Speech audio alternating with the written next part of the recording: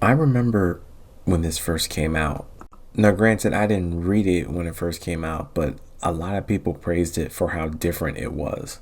Chainsaw Man had its moments where the characters had to reflect on their way of life. And it had its moments where the simplest things would just make you laugh. Or the fact that it doesn't matter how many people are in your family, as long as you have someone to love, you'll always have a family. And most importantly, the harsh reality of becoming a devil hunter. And the saddest part is that you're not even sure if you're going to be able to come home and see your family again for another day. And those are the core themes of Chainsaw Man. Is what I would say if he had ended it at part 1. Because what we got is sad, pathetic, and it should have never been made, and it needs to get scrapped now. And to be perfectly honest, Fujimoto with this final chapter pulled a stone ocean. The world's reset, but not the way Araki did it. Translation: Araki did an amazing job while Fujimoto just threw it together. And just as a little disclaimer / spoiler warning, for anyone who's an anime only, click off this video and go read the manga and come back. Trust me, you're going to be just as disappointed as I am. So basically, in the previous chapter 231, Pochita ends up eating himself so that he can save Denji's life. And in doing so, as I said previously, he ends up resetting the world. However, there are a lot of differences in this. We're sent back to the first chapter. The first difference is that Denji wakes up in the shack by himself. Pochita is not there. Why Pochita is not there? Well, because his erasure ability was used on himself, which I know that sounds fucking stupid. He shouldn't be able to do that. He doesn't exist anymore, and Denji doesn't have memories of him. Why Denji doesn't have memories of him? That's also fucking stupid as well. Getting back on track, the chapter plays out just like the very first chapter. Denji ends up getting taken to the warehouse by the mafia, and they want to kill him. Except there's one big problem. Without Pochita's existence, Chainsaw Man doesn't exist. And without Chainsaw Man, Denji can't defend himself, which is, in my opinion, severely fucked up. For someone who quote-unquote cares about Denji, you didn't care enough. And what really makes this moment worse is that Pochita knows this is how he became Denji's heart and how Denji became Chainsaw Man. And the fact that Fujimoto thought this was a great way to pay homage to the very first chapter is bad. It truly is bad. That's not how you pay homage to your work. Or at least until the most mundane character reintroduction comes in, but hey, we're about to get to that right now. So, you guys remember who Power is, right? She was the chaotic baby sister of the group. Denji was considered the middle child, and Aki was considered the eldest child. And you know what? They had a family dynamic, and Makima took both of them away from Denji. Aki's was sad because he was trying to protect his siblings, while Powers is sad because it just happens out of nowhere. But for a good reason. Honestly, a very poetic reason. Makima really showed how petty she is and took away Denji's family. And this was the perfect setup for part 2's main story arc. Finding the Blood Devil and befriending him or her to make things right. Yeah, we don't get that in part 2. I'm sorry to disappoint everyone who's a part 2 fan. Part 2 sucks and it did not do that whatsoever. What we got instead was a sloppy reintroduction to Power.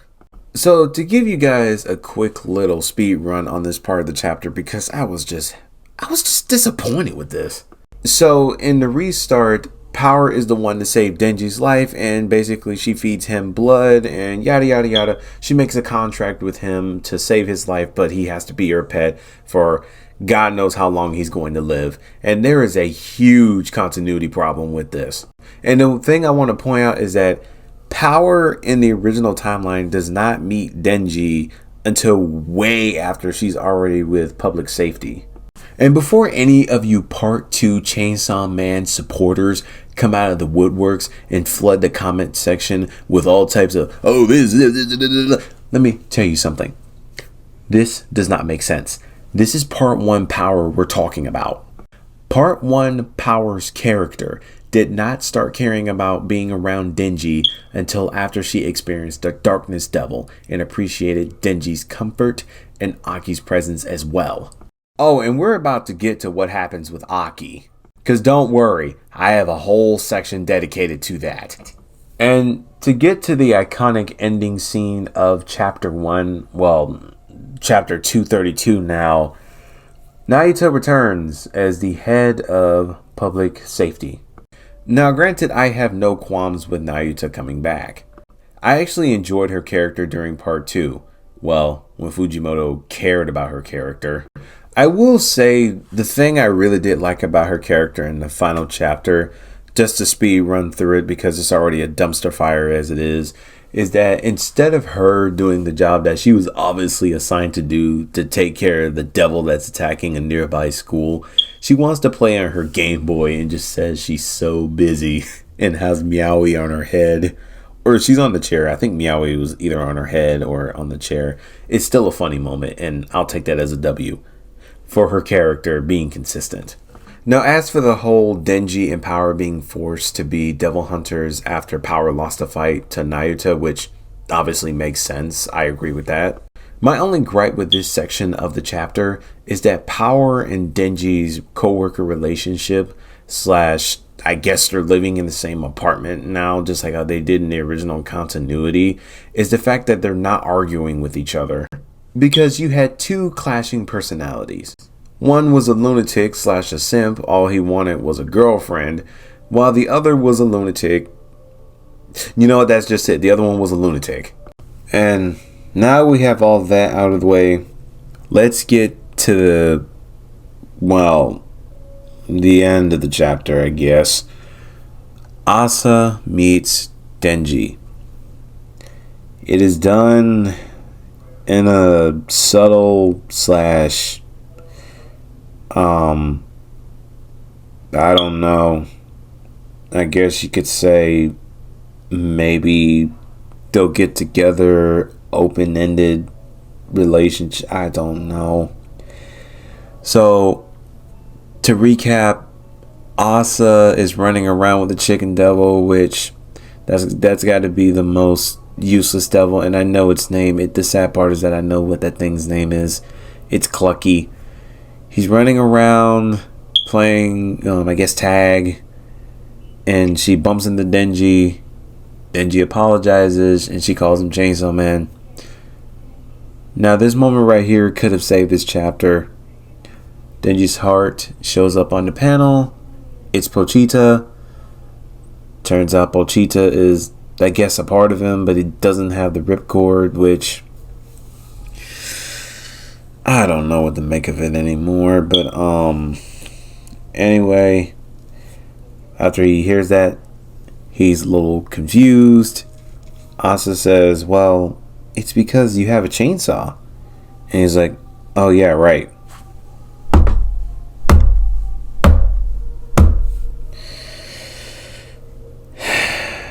And then that infamous panel that everyone hates shows up. Congratulations. Your time just got wasted from chapters... I think part 2 starts with chapter 96. So, chapter 96 all the way to 232. Thank you very much for reading Chainsaw Man. I feel the way everyone else feels. This image right here. Yep. That's all I'm going to say for this section right here. Now, before we get to the Aki section, which don't worry, I've been anticipating this one. I'm also going to put Kishibe in here as well because I don't want to leave him out. He's actually my favorite Chainsaw Man character. Quite honestly, I think the biggest fumble with this final chapter is that Aki is not present whatsoever. I have looked through the pages. He is not there. Now, granted, you could come up with the argument and say that, well, Aki's character was written to die by the hands of revenge that will never be paid back. And I don't have an issue with that. It's just, if it's a reboot, then Aki's new version of himself should be alive and well. Or at the very least, probably still training.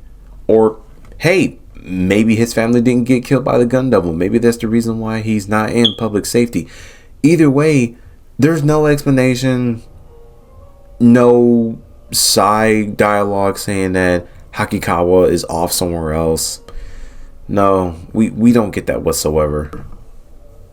Aki as a character is one of the most well written representations of holding a grudge, but you don't want to hold that grudge. He gets a family. He sees that his life has value. He doesn't want to die. Aki Hakikawa is a tragic hero, not from him being self-righteous, but from him trying to find peace.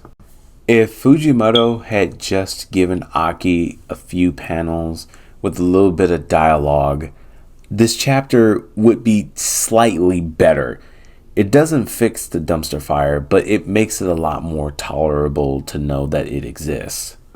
Now, as for Kishibe, his character is just absolutely non-existent in part 2. From my memory, he's not there. He's mentioned, but the man doesn't make a single appearance whatsoever. And the thing about it is, part 1 had already teased that he wasn't going to be present in the story for a while, but we as fans didn't think it was going to be all the way through part 2 100%. I mean, he is mentioned by name, but he doesn't make an actual physical appearance. You would think that the guy who has been plotting to get rid of Makima for years would be keeping tabs on Denji and Nayuta, even though he's probably not even in Japan anymore. Kishibe is literally the MacGyver of Chainsaw Man. And with all the chaos that was happening with the Chainsaw Man church, with the false chainsaw, people being infected and just killing each other left and right, Fujimoto missed out the perfect opportunity to reintroduce him, have a funny moment where he yells at Denji, but at the same time he's happy Denji is okay, because, not gonna lie, Kishibe was the father figure that Denji needed in his life. Now, where do we go from here? Do we just shit on it until we get bored and move on to the next manga and be disappointed by the author's ending? Or do we just face the fact and just say that Chainsaw Man was a fun read? Well, that's up to you guys. Me, in my personal opinion, I think Chainsaw Man did have its rough moments. I remember back when I decided to get into the series, I read maybe the first few chapters and I got bored with it. Not because I didn't like it. I did like some of the stuff about like the early chapters. That's what I should say, early chapters. It's just, it felt so off to me. So I dropped it. I dropped it for a long time. And the crazy part is that I had some of the volumes that covered the International Assassins arc / the Rize Bomb Girl arc. And boy, let me just say, I'm kicking myself to this day for selling those books off because, well, I decided to drop the series at that point. I personally really didn't get deep into Chainsaw Man until the anime came out. When I saw the anime trailer, I was like, alright, let me get into this. I watched every episode in the original Japanese dub. And let me just say, hats off to the voice actors. And also the dub voice actors too. Amazing voice actors. I will say that the anime did reinvigorate my interest into the IP. And when I did get back into Chainsaw Man, I was so happy. I was binge reading it for maybe 2 to 3 days straight. And yes, it is predictable. The ending of part 1 was so predictable with Makima being the main villain. But it was a fun joyride. With part 2, some people think it had a strong start. Some people think that it didn't. I'm in the camp of, it's not bad that part 2 started out kind of slow. The bad part is that Denji is non-existent until chapter 100. That is not good from a writing standpoint. When you've had your main character in the story for a long while, you can't just jump to a new one. Like, at least in JoJo's Bizarre Adventure, it's heavily implied that we transition our ways to the new MC of that part of the series. For example, in part 5, we're introduced to Giorno, but he's not shown off as the main character until like episode 2 of part 5. That's good because it's a slow transition. With Chainsaw Man Part 2, you're just thrown right into it. And the thing about it is that I've already made a video complaining about Part 2 as a whole, but that's because that was based off my reading of the chapters because I was binge reading it like I did Part 1. This video is a little bit different. I'm a lot more constructive with my opinion on this one. You can agree with me, you can disagree with me, it's okay. And now that I've gone through the Part 2 experience, I will say Part 2 feels like a TV show that went on for too long. The first phase was pretty good. The second phase was decent. The third phase, the creator left. The fourth phase, you can tell that the writing is not the same. And the fourth / supposed to be final stage made the landing, but it got rebooted. That's Part 2. Part 2 is the reboot. It's the thing that nobody asked for. It's really hit that grounds of we don't have any other IP, so we need to bring back something that made money the first time. It still made money, but at the end of the day, it's all down to corporate greed. Not in Chainsaw Man's case. I'm still talking about the whole TV show aspect thing. It's out of corporate greed. But if you guys want my honest opinion / advice on the matter, don't bring your expectations up too high when it comes to a series. Because you have to remember at the end of the day, it's entertainment. It's not real.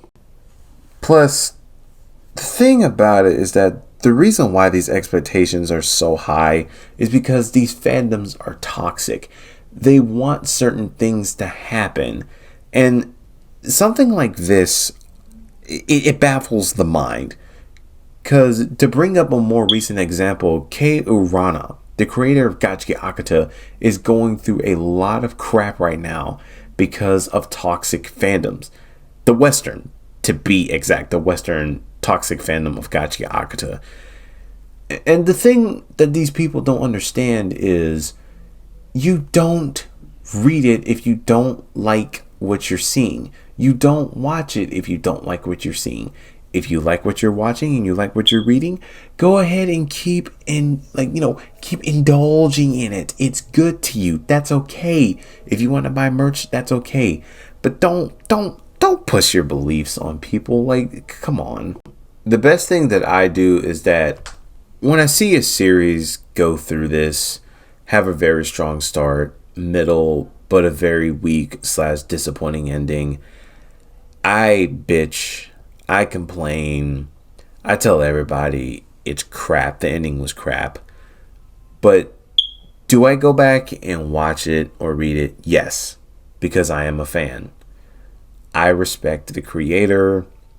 I respect the work. If I don't like it, I don't like it. If I like it, I like it. And if I were to ever to go back to Chainsaw Man, I would just say to myself, Part 2 exists. I don't have to read it. I love Part 1. And would I read Chainsaw Man / watch it all over again whenever the anime catches up to the last chapter? Yes, I will. Because that's what it means to be a fan. I'm Finn441. Thank you for watching this video and have a good day. Please like and subscribe to the channel.